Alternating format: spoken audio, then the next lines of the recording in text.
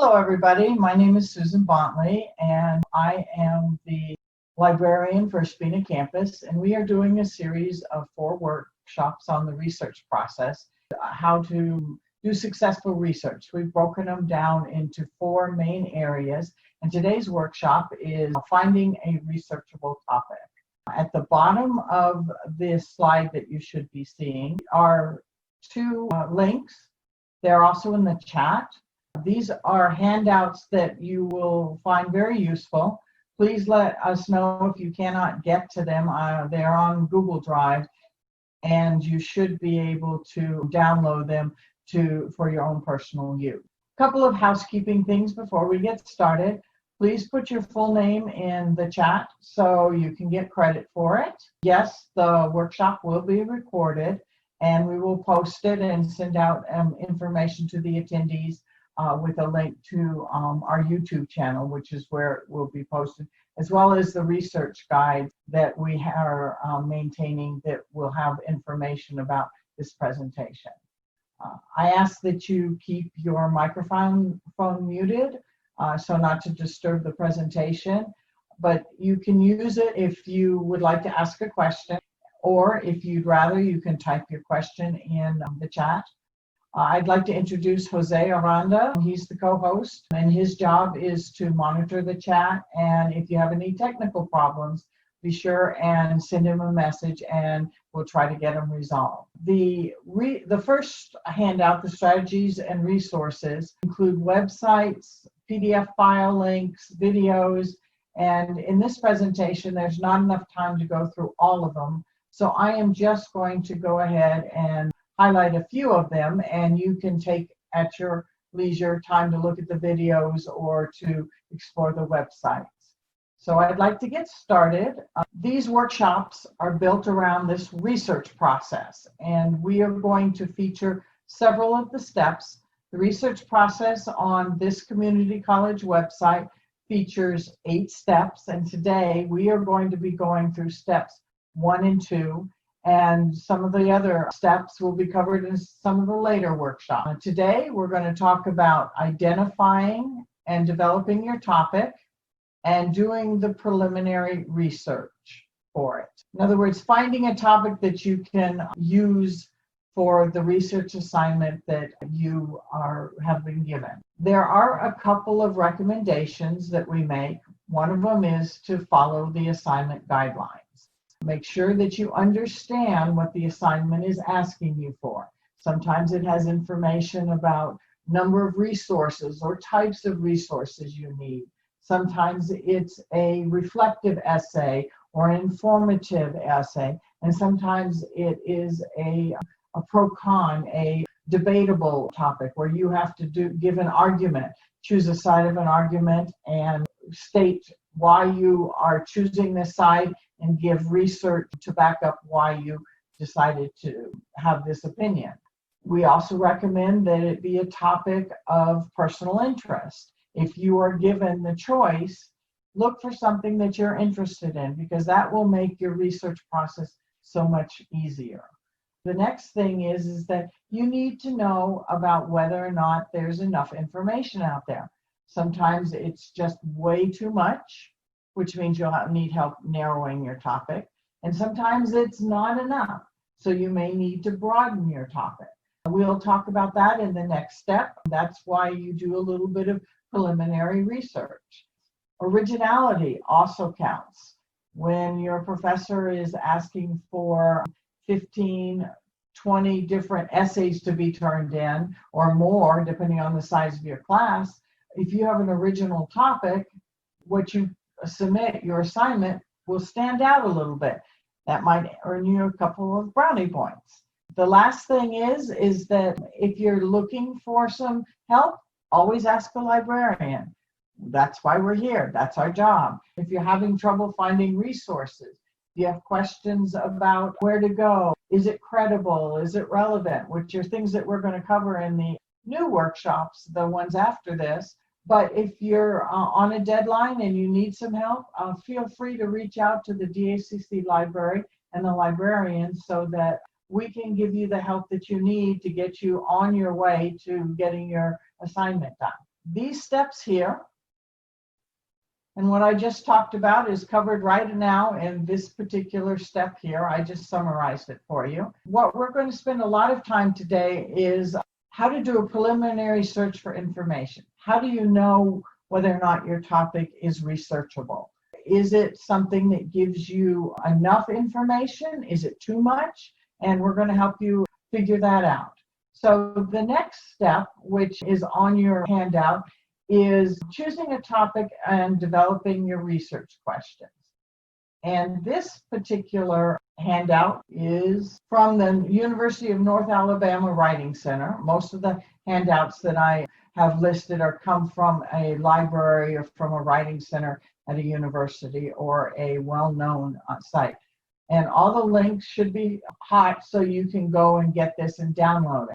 In this case, there are some recommendations, and it talks a little bit about how to get either more specific or more broad depending on your topic. Things that you can ask are who, when, or where, who discovered the moons of Jupiter, where did Galileo present his argument on for why the Earth moves. These questions here are really very narrow, and a lot of them have only one, maybe two answers. They're questions that are not exactly researchable. They're more facts or more short answers that if you're required to do a 3 to 5 page paper, you're not going to have enough information if these are your topics or your research questions. So you need to look for questions and topics that begin with why, how, and what. Why was the discovery of the moons around another planet significant instead of how many moons were on Jupiter? How did Galileo offend the Pope? So that gives you a little bit more substance, a little bit more to research. And as the handout says, better questions require longer answers, more to put into your paper. So this handout here will give you a little bit of guidance on how to craft a research question or a topic. And this will help direct you to the next step, which is doing a preliminary search for information. Now, sometimes your questions might be a little too broad. And so there is another handout that will allow you to narrow your question a little bit. And this one comes from the University of North Alabama as well. One of the things they recommend is that you answer simple questions about your topic or your research question. Once you have a topic that you've chosen, you can list why you're interested in it. What are the aspects of that subject or that topic that you're interested in? Because if you choose global warming, for example, then what is it about global warming? That's a huge topic, and there are many different subtopics in there. So you need to narrow it down a little bit. What is it about global warming that you are interested in?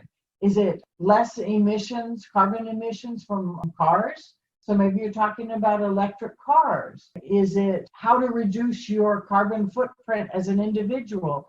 Is it recycling? There are a lot of topics within global warming or climate change that you could choose. Maybe it has something to do with the oceans or the melting of the polar areas and things like that. These are questions that are researchable. There's a lot of information out there, yet they're not so broad that you are just overwhelmed with what you can find and that you have too much to be able to put into a paper. The next thing is that once you've identified from your list something that you want to explore further, you ask the questions that we talked about earlier. Who, what, when, where, why, how, so what, and what if. These are areas that you could explore further and even narrow your topic even more a little bit. So if you're interested in reducing your environmental footprint, you could say, well, so what? How does that help? Or what if I just did this? If I only, if I composted, how would that change things for me personally as well as the environment as a whole? So these are all questions and again can help you narrow just a little bit. And then it recommends that you continue going through these steps until you've probably come down to something that's narrow but not too narrow that you would like to explore further. The other thing is to read to write, which is what we're going to talk about in the very shortly, is when you start to explore what's out there, maybe something within there, what you're reading, will give you an idea that you want to explore further. It will help you narrow down your topic. And librarians are also very good at helping you. If you give us a general topic, we'll start interviewing you, asking you questions, and then you can go ahead and maybe one will catch your interest that you want to investigate further. Are there any questions, Jose? No. Okay. Resources for exploring our topics. I'm going to ask a question to the group. Can everyone see that? A majority of the people are saying no. Wikipedia is not a good resource for research. Well, I'm going to give you some good news. Yes, it is, but only in circumstances. When you're at this point in your research and you're not sure about your topic, you don't know a lot about it, Wikipedia is actually not a bad place to start. Now, when it comes to being a resource to put into your paper as a reference, you're right. No, Wikipedia is not a good place to include. And let me see. I've never done one of these, so I don't know how I can show you. We had, of the people, we had 8 people say no and 1 person say yes. So Wikipedia, and there is a link to a video that talks a little bit more about it in the strategies and resources handout, can be used for topic exploration because it can give you things like keywords. It can give you names of people and places and dates and various things that you might need to search for better resources. It'll give you, hopefully, if it is a good, well-documented Wikipedia article with resources at the bottom, it will give you some ideas of where to start your research. It'll give you an overview of the topic, hopefully. And it might get you thinking on where you might want to explore further. So it is a good starting point, but remember, like most of you said, it is not a resource or a reference that you could use within a paper. It's just a way for you to start to explore your topics, which is the next step within the research process, is preliminary exploration. Another question we get a lot, well, what about the internet? Why can't I just type my question into the Google box and see what comes up? And a lot of times you get millions, hundreds of thousands of your results, and some of them are ads, some of them are websites, most of them are not documents of any type. Definitely they're not journal articles or anything like that. And some of them are magazine articles or newspaper articles that they want you to subscribe in order to read them. And we're going to talk a lot in depth about evaluating resources. But right now in this step, you're just gathering information about your topic to see where you want to go with it. Where do you want to explore further? And we're going to talk about the library database. I'm going to step you through it, and then the visual guide that you hopefully were able to download will show you exactly the steps that I am showing you here. From the home page, you go ahead and you click Libraries. This is our library homepage. I want to point out that there is a search box right here, right in front of your face. This search box is set up for searching the NMSU system catalog, the books, the videos, including articles and databases and journals and things like that. But it searches everything. You'll get stuff from grants and Alamogordo and NMSU main campus and much of the stuff that you get, you probably won't be able to access. This is not the place, especially if you already know which databases you should be searching, to start with. It's good if you wanted to browse what was going on, but if you've got a targeted search, a topic you want to start with, there are better resources out there, our databases, that will help you do your searching more effectively, more efficiently, save you time and frustration. So to get to those, you're going to click on the databases, and you can go to all databases, which will give a list of the over 170 databases we have. But there are only 3 we're going to explore today, and they're also listed in the strategies and resources handout, as well as the visual handout, the steps. We're going to start with CQ Researcher. We'll hit go. And if you are off campus, you are going to get this. If you're using the VPN, you'll probably get this still. Now, if you continue to use the same browser to explore all of the different databases, you probably will only get this once. I want to point out that this part here should always be just the first part of your NMSU email. Don't put the entire email, otherwise it'll give you an error message. And then this down here is your 17-digit passphrase. So I'm going to log in, and this is one of my favorite databases because it encapsulates information. This database provides reports, and some of them are fairly old, and sometimes they update them with shorter reports. But depending on your topic, I'm going to select climate change, and this happens to be I think it's a short report right now. A full report has a lot more information. So it tells you the date. It usually addresses a question. It has pictures in it. It has a chronology. And it has all these little bubbles here. And these bubbles are footnotes. And when you click on a bubble, you get where the information in that paragraph came from, and links directly to the articles or the websites or the report or whatever it came from, right there at your fingertips. There is also a list at the bottom of all the bubbles, and each one has links attached to them.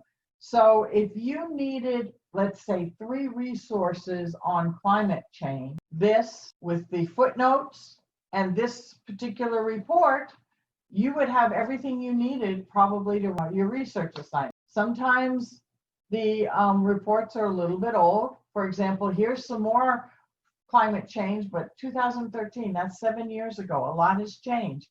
And even this date right here probably won't address what's going on in California right now. Probably won't address what is. There was a report not too long ago on the news about more of the polar ice cap melting. You may want to use this as one of them and 1 or 2 of the resources in the footnotes, and then go and find some more information in one of the other databases I'm going to show you. What do you do with this? If it's a short report, you can print it as a PDF, and you just save it. It's 8 pages long, and as a PDF, all those hot links are still there. Something I always tell students and researchers to do is if you find something that you think you're interested in, always email it to yourself. Because this way, if you decide you don't want to use it, it's easy to get rid of because it's just in your email. But if you didn't email it to yourself and you decide, oh, I remember reading something about whatever, and then you have to retrace your steps. You have to go find that article or that report or whatever it is, and that may take up extra time that you don't have. So I always recommend, if you find something, especially in our databases, to go ahead and email it to yourself so you'll have a copy. Set up a folder in your email if you've got the room, and go ahead and just store that stuff there. After you've turned in your paper and gotten a grade, you can just delete the folder. Some of you might be using APA, which this particular database defaults to. Some of you are using MLA. I also recommend to researchers and students to go ahead and open up a document. It could be a Google Doc, it could be a Word doc, any type of document that you could put text into, and copy these into that document. Again, it doesn't take up a lot of space. It will save you a lot of time later on, because you can just get rid of the resources you're not using. But if you have to go back and find that citation later on because you decided to use a resource, it's a lot easier to have it on your list than to have to go find it again. One caveat, one warning here. The databases don't always give you correct formatting for that particular citation format. Sometimes they don't capitalize it right. Sometimes they don't put the italics in the right place, or they give you a URL when a URL is not needed anymore. Those are the things that you'll have to keep in mind when you create your list of references. And I always tell students to wait until you're at the end of your paper, it's done written, you know which references you're going to use. Go through your list at that time and do the formatting. Do it all at once. I promise you it will save you some time, because you'll be looking for the same thing as you look at all your references. Is the italics right? Is the capitalization right? Do I have my periods in the right spot? And things like that. It's much easier to look at the list all at once than to try and do each one individually. It'll save you time. Let me show you a full report before we go and how it differs. See, it says read full report. So we're going to click on here. We do have a question, Susan. Yes, what's the question? So someone asked, are the databases based on the topic of research? Okay. Are the databases based on the topic of research? I think you're asking, is a specific database associated with a specific topic? And the answer is no to that. There are tons of topics in each of these databases. If that's the question you're asking, please let us know. If not, I can get back to you and have a one-on-one chat about this. I'm going to jump right here. And one of the things that you'll notice is that we have the view feed PDF option now. And that puts all of this information in one easy PDF for you to download. And this is all the information a full report includes: an introduction, an overview, and some background, the current situation as of the time it was written. And in this case, it's the 2nd of October. So it's pretty new. It has one feature that's really good is a pro and con, which asks a question. Here's the question to answer it. And it tells you a little bit about this one is an attorney at law. This one is a professor at a law school. And they are debating, so to speak, should the legal protections given to social media platforms be limited? You would, if that is something that you are actually investigating or would like to investigate, here's 2 resources right here. Another thing it has is images, graphs, maps, things like that. You could use these in a paper. It has bibliography at the end, books, which you may or may not have access to right now, but articles and reports and studies. So you could use the report itself as one resource, and then one of the studies here and an article here, and you have 3 resources right away. It has footnotes, just like the other one I showed you, and they have more resources that you could possibly use.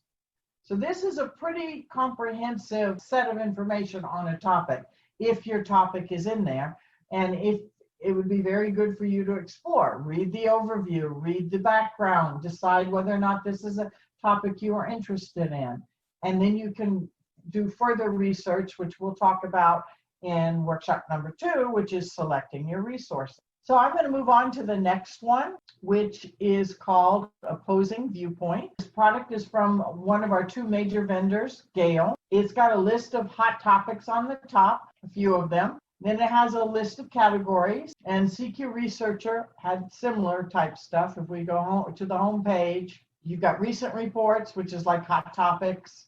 And then if you clicked on the browse topics, you have a list of topics you could choose from. It tells you if something has been updated. I'm going to go ahead and energy and environmentalism, climate control.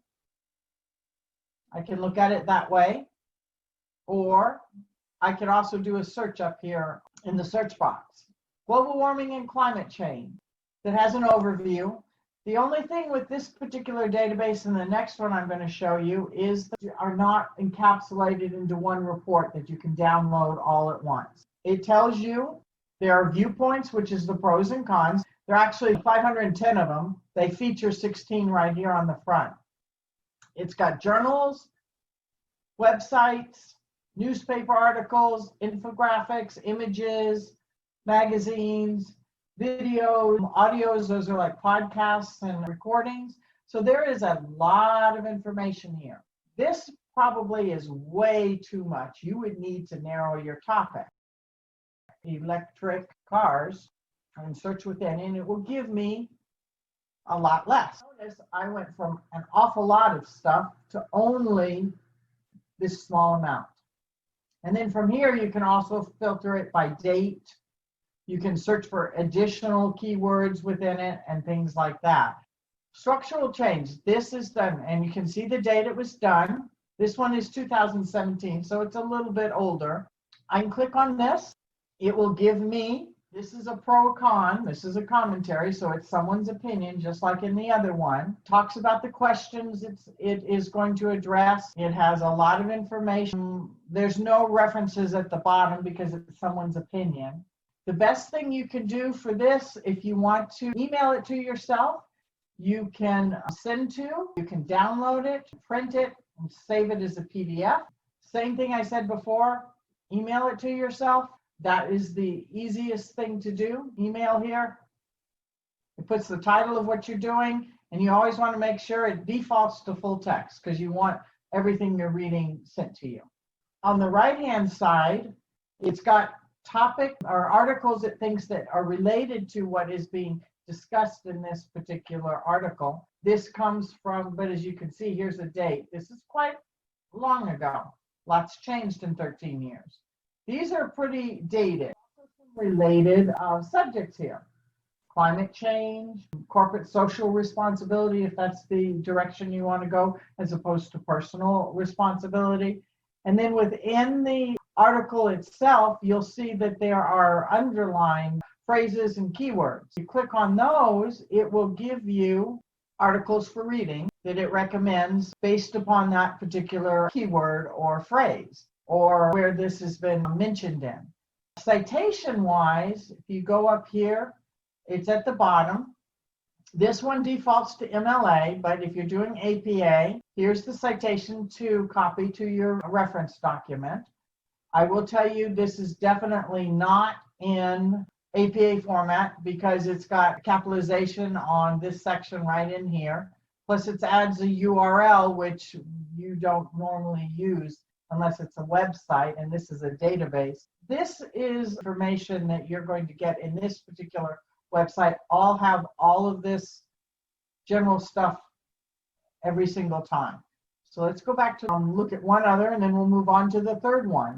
Newspaper article, let's say, and you can sort by newest date if you want to, or relevance. Here's one, September 22nd, just last month. Click on that. It's from the New York Times. It tells you who the authors are, the date, where it came from. You'll go through here, you'll see more like this. These are a lot more current than the last one we were looking for. And then related subjects, and the same thing up above, the citation, the email it to yourself, the download it, or the printing it as a PDF. Or if you're at the DACC campus doing this research at the computer lab, you could print it there. Any questions on using this particular database? Okay, I'm going to move on. The last one is called Points of View, and you will notice that it's quite similar to the Gale one. This is by EBSCO, and if you noticed, I didn't have to sign in again and do the authentication because I'm using the same browser session. They have their hot topics across the top, and here are all their categories similar to the Gale. So we could go down Earth and Environment, click on More. We could do climate change, and it starts with an overview usually. This is similar to the overview that was on some of the others. What's nice about this one is sometimes it has definitions. It may even have some graphics, And then at the bottom it has a bibliography. And the periodicals usually have links attached to them. So just like that first database that we looked at, this one would be really good to give you easy access to things that you don't have to go search for them. These are what they recommend. They recommend some website. They recommend some of these articles in journals and in magazines and newspapers. If you wanted to keep this, over here on the right, you can print it out as a PDF. Again, the email, which I highly recommend. I usually do when I'm doing a emailing to myself, I copy this and I put it in the subject line so I know what I'm getting. Over here, sometimes it'll say PDF and make sure that's clicked as well so you get a PDF of it. Otherwise, it comes part of your email if it's HTML. You can choose a citation format here, APA, and it will be included in your email. I'll also show you how to get to it just here on this database. So you send it to yourself, you've got it there if you need it. Save it, you can download it to your hard drive or a flash drive. The citation, they've got lots of citation formats right here. You can copy it. I will tell you this one's not in the right format either. It's got too much capitalization. You've got everything. It's really easy to fix the capitalization rather than having to retype the whole thing and remembering what goes where. This is in pretty good order. It just has some issues with the capitalization. On the left-hand side, related information, points of view, magazines, newspapers, books, the biographies, primary source documents, and academic journals, all of those. And point counterpoint is what they use for their pros and cons. So if I clicked on points of view, I'm going to get a list of points of view related to global warming. We were at the overview. Now, if you typed in the top, instead of going to that overview like I clicked on in the browse subjects, if I had clicked on global warming, I would have gotten a similar page instead of the actual document of the overview. From here, you can do some limiting. First of all, in this particular database, it always does full text, but double check.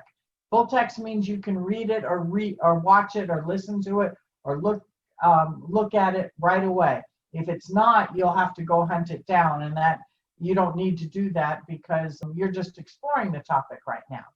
It tells you the publication date range. Maybe you decided you only wanted to do the last 3 years. So we'll do 2017. So we got 12 instead of 29. So these are more recent. Down here, you can change what you get. Maybe you only want to look at magazines or newspaper. This is the author. Down at the bottom should be a little bit about. In this case, they don't talk about her, who she is. There's a summary. Here's some keywords that you might want to use if you're searching for more information. You can listen to it if you want to. Here's the contents of what's in the article. It's not very long. It does give you some questions to think about and a bibliography at the end.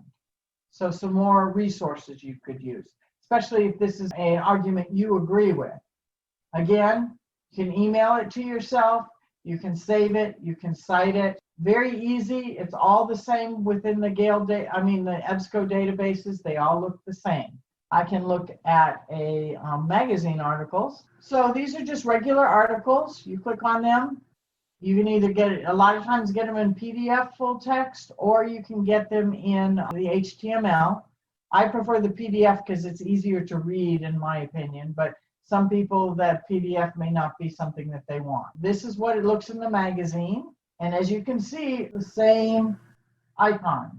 It's a magazine article as opposed to a journal article. It tells a little bit about the writer themselves, but it doesn't have any references or a bibliography at the bottom because it's a magazine article, and usually those don't. Journal articles do, but magazines don't.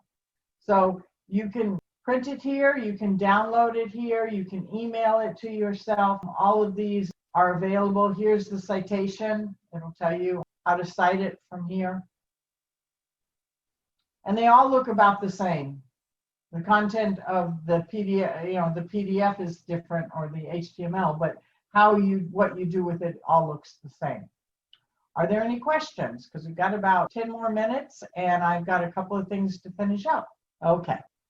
There on the list of strategies and resources are a whole bunch of ways that you can explore topics if you would like to go ahead and maybe brainstorm something. Maybe you do some outlining. One of the ones that I thought was really useful was the graphic organizers for writing, and that's a link to a website that will give you a whole bunch of ways to sort of conceptualize what you're thinking about. It could be concept maps. It could be a scatter diagram of some sort. Check those out if you're looking for creative ways to explore a topic. One of the things I did want to sort of summarize this with is the workflow, what we did. Okay, we started with an idea. Then what I showed you using those 3 databases, we did background research. We went ahead and we looked and explored what's out there. Is it too much? Is it too little? Do I have to expand my area? Do I have to narrow it? And from the background and research that you've got, you're going to come up with a topic. And we covered these 3 here. The next, I'm going to talk about selecting sources, which is part of your in-depth research. It's also step number 3 from that website I showed you about the research process. And from there, you'll come up with a thesis or a statement about what you're going to talk about in your paper. Step 4 from the research process is to evaluate your sources. And that is what we're going to cover in workshop 3, which is evaluate. Then the next 3 or 4 steps are make notes, write your paper, cite your sources, and proofreading. And we're going to talk in workshop number 4 about citing your sources, a little bit about plagiarism and paraphrasing and quoting, in-text citations, things like that, and the proper format to use. So we'll be covering those over the next 3 weeks. And I would ask that you check out our research guide. The research guides have different areas. It'll help you with the writing process a little bit. It talks a little bit about plagiarism, which we're going to cover, like I said, more in depth at the last workshop. There are a lot of writing and research guides available that might give you more resources. We are recording this. If you have any more questions, feel free to contact me via the email on the slide. And I would ask that you would please fill out, it's a 5-question survey about the workshop. It will help us improve it. And if you need more help, that's one of the ways you can get into contact with us, is putting your name on the survey. It's all anonymous. I want to thank you all for coming, and I hope to see you back